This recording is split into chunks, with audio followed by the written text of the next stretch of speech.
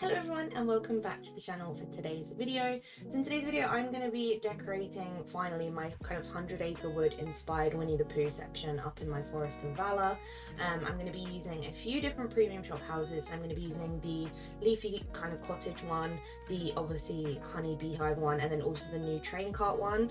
The new train cart one I felt like obviously doesn't have a strong reference to Winnie the Pooh, but I just felt like it really fit in here, and it kind of just went with the vibe I was going for. So I thought I'd try it out and see how I felt about how it looked, and I actually ended up enjoying it. And then obviously I also am using the Winnie the Pooh tree from the premium shop, so I wanted to finally create this section in this back area of the forest, so let's get started. So to start off with in here, I actually started with the main area that I knew I wanted to get mapped in, which was a makeshift river. Obviously, if you know Winnie the Pooh, you know how, important it is to have like the bridges with the poo sticks and all of that stuff. And that was something I really wanted to include. Now, obviously, because we are in the forest and we are near two different kind of bridge sections, I knew I could incorporate it there.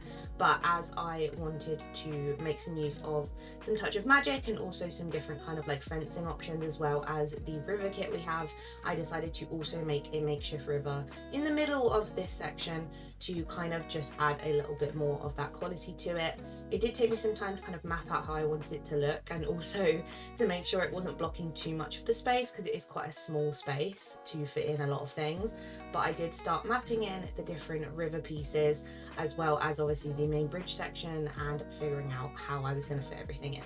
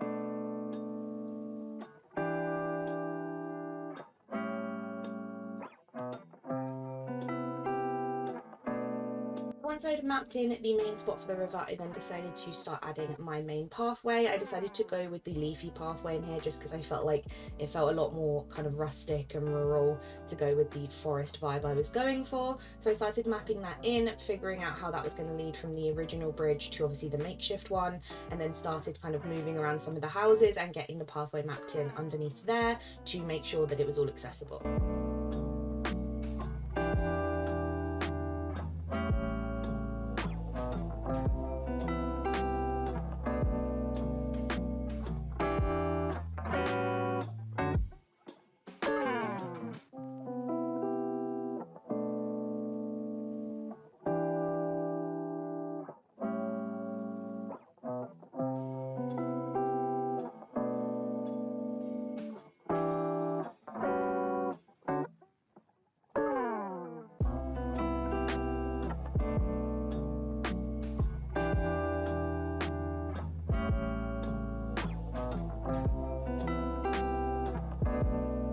once I'd started mapping in the pathway, as you can see, I've added in some of the foliage around this honey like beehive house, because this one was tucked away in the corner by the entrance. I knew I could kind of use the foliage I wanted to early on to get it mapped in. Now obviously, as I'm going for the foresty vibe, I did add some pretty big trees behind it, and obviously a lot of varied foliage outside the front. I wanted to use a lot of the yellow plants and the orange plants to obviously go with that kind of honey vibe, but also some more like florals and mushrooms to fit with the kind of theme I was going for. In terms of trees, I used a variety of different ones from all different like maps, but again wanted to stick with some greens to go with the river and also the leafy house, but also a bunch of kind of oranges, yellows, reds to give it that autumnal feel that I feel like Winnie the Pooh has.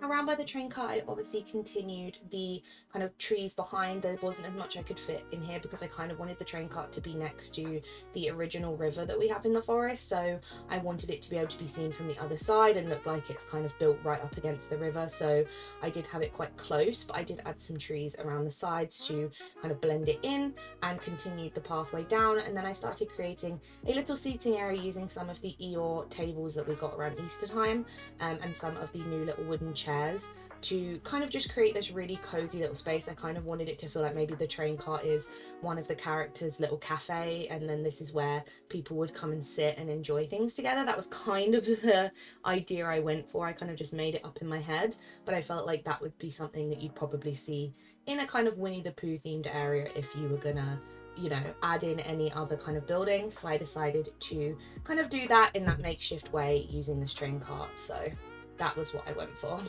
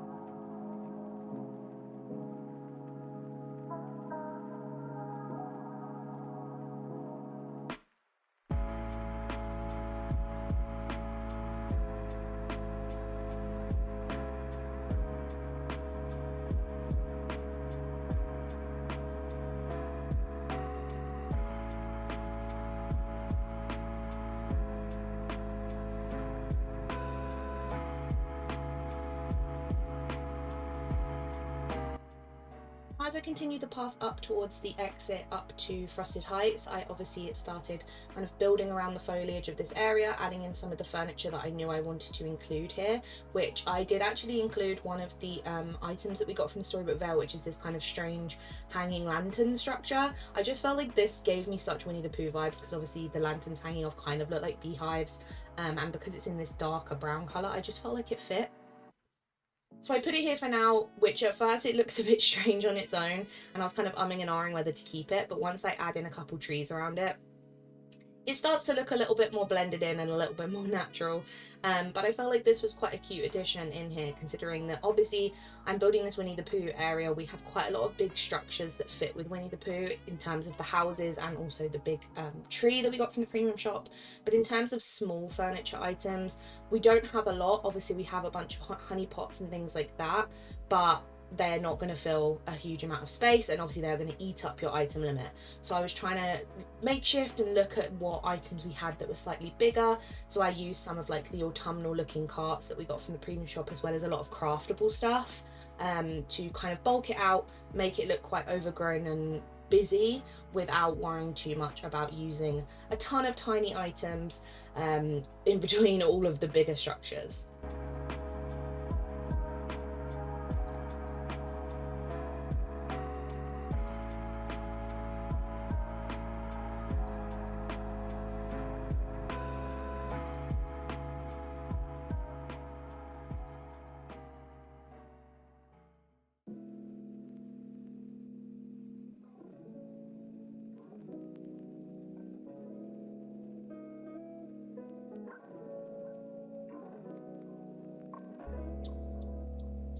Next off, I decided to start kind of filling up this makeshift river with some plants. So I used some of the light up lily pads that we have from Tiana, as well as some of these really cute little flower ones that we got in the premium shop not long ago that also light up. And then I obviously added a bunch of our traditional ones, such as the tall reeds and grasses, as well as obviously some of the normal lily pads, because I wanted this to feel like a really kind of rustic, quaint river. So I wanted it to feel quite busy and to also have things in it that are going to glow during nighttime as well.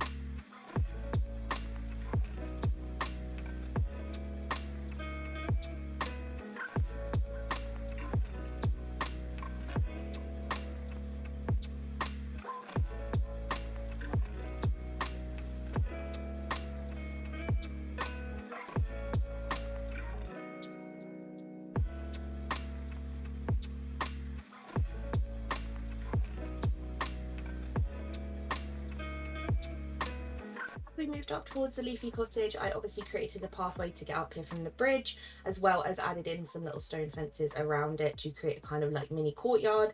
And then I went in and started adding a bunch of the little rock spots, just so we could access that other exit up to Frosted Heights, as well as to Elsa's cavern. Obviously I will say this build doesn't have much decoration with Elsa's cavern. You can access it, but I didn't put any kind of like frozen themed items outside, just because obviously it wasn't included in the build.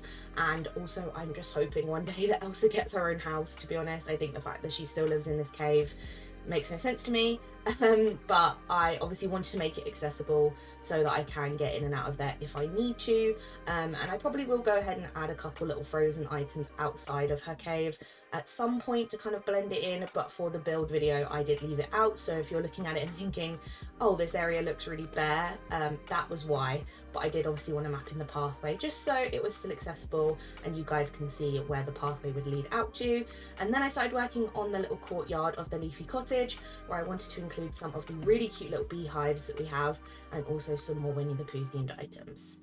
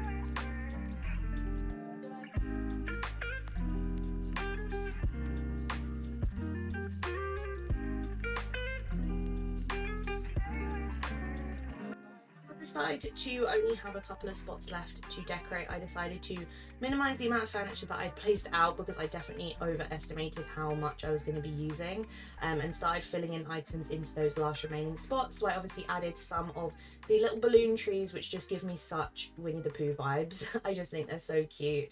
So I added those in some locations around the build so that we could have the balloons kind of coming off of these as well as coming off of the Winnie the Pooh tree as well, to kind of have that same theme going on. And then obviously in these final areas I decided to obviously add in the last few trees, the last few pieces of foliage, as well as any remaining furniture that I felt like was needed or I had missed out on in the original kind of map and plan of everything I was doing.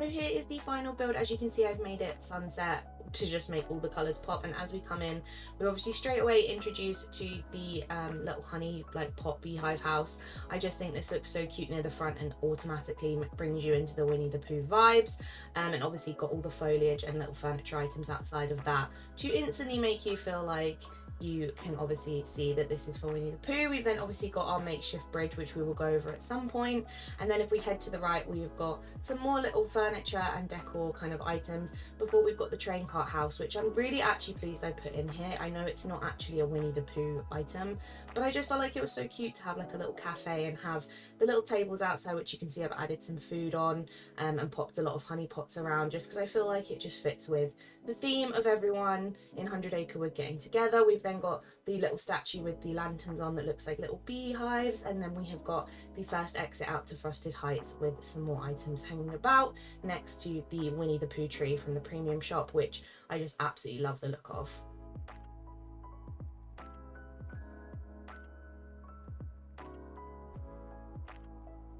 Now heading out of there in background, you can obviously see all the items are lighting up on the river, and obviously the lights on the bridge. I do actually go after this build, I do go and add a bunch of like drop sticks onto this bridge. I forgot to do it for the video, but there is now a bunch of drop sticks here that I just don't pick up. But as we head through to the leafy cottage house, we've obviously got the quaint little garden with a little well, some more honey pots, and then we've got our little beehive station on the right, which I just think ties the house in even more to 100 Acre Wood. I just feel like this house makes sense here.